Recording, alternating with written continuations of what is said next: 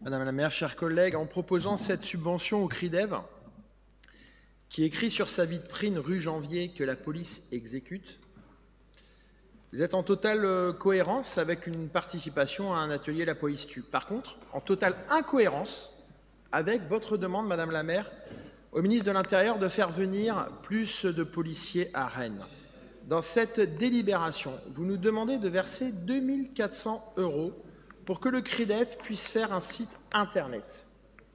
Est-ce que nous allons financer un site Internet pour dire que la police exécute ou que la police assassine? C'est ce qui est marqué sur leur vitrine, en tout cas en juillet 2023.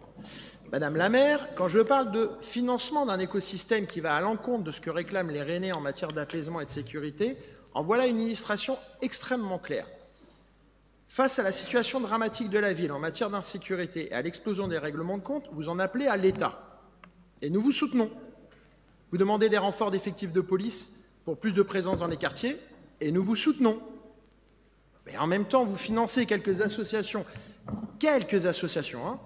militantes qui stigmatisent la police en la traitant de façon systémique d'assassin ou de raciste. Récemment, nous avons pu voir une autre illustration que je vous décris ici sur une situation gravissime que vit actuellement le quartier de Maurepas. Des structures financées par la ville écrivent dans un communiqué en parlant des habitants du quartier que, et je cite, leur espace est pris en étau entre les violences liées au narcotrafic et la riposte ultra-sécuritaire des pouvoirs publics. Fin de citation. La réponse ultra-sécuritaire des pouvoirs publics. Mais quelle crédibilité on a pour réclamer les forces de police au ministre de l'Intérieur quand vos élus se sont empressés, certains d'entre eux, se sont empressés de reposter ce communiqué. Et la palme d'or vient à une de nos collègues, qui est absente aujourd'hui, Précy Azamor, car au travers de son association Front de Mer, elle est signataire de ce communiqué, qui demande également, chers collègues, la fin des amendes forfaitaires pour consommation de stupéfiants. Alors, chers collègues, soyons sérieux 2 minutes.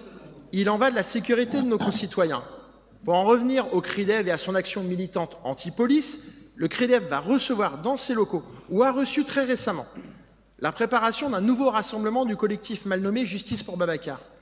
Encore un parti pris militant qui vise à faire croire que la police assassine. Sur le drame de l'affaire, c'est un drame. Sur l'affaire Babacar Gaye, un jeune Sénégalais de 27 ans qui est mort suite à des tirs de policiers en décembre 2015. La justice est passée et la légitime défense du policier a été reconnue. Cela n'enlève en rien, évidemment, la douleur de la famille.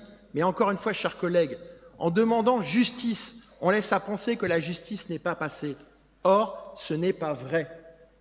La sœur de Babacar Gaye, qui prépare au CRIDEV, dans les locaux du CRIDEV, ce rassemblement du 7 décembre prochain, ça j'en fais en plus la pub, décrit ce rassemblement comme, et je cite encore, une journée de lutte contre les violences et le racisme de l'État, de ses forces de l'ordre, de sa justice, de ses prisons et de ses centres de rétention. Au passage, et pour faire le lien avec une prochaine intervention que vous aurez le plaisir d'entendre tout à l'heure, j'ai pu personnellement constater l'affichage sauvage sur les murs de la dalle Kennedy. Petite parenthèse, est-ce qu'on va verbaliser le collectif à odeur des amendes qu'on avait vues au vu du nombre d'affiches? Je pense que ça va améliorer les finances de la ville. Je reviens sur le sujet, Madame la maire.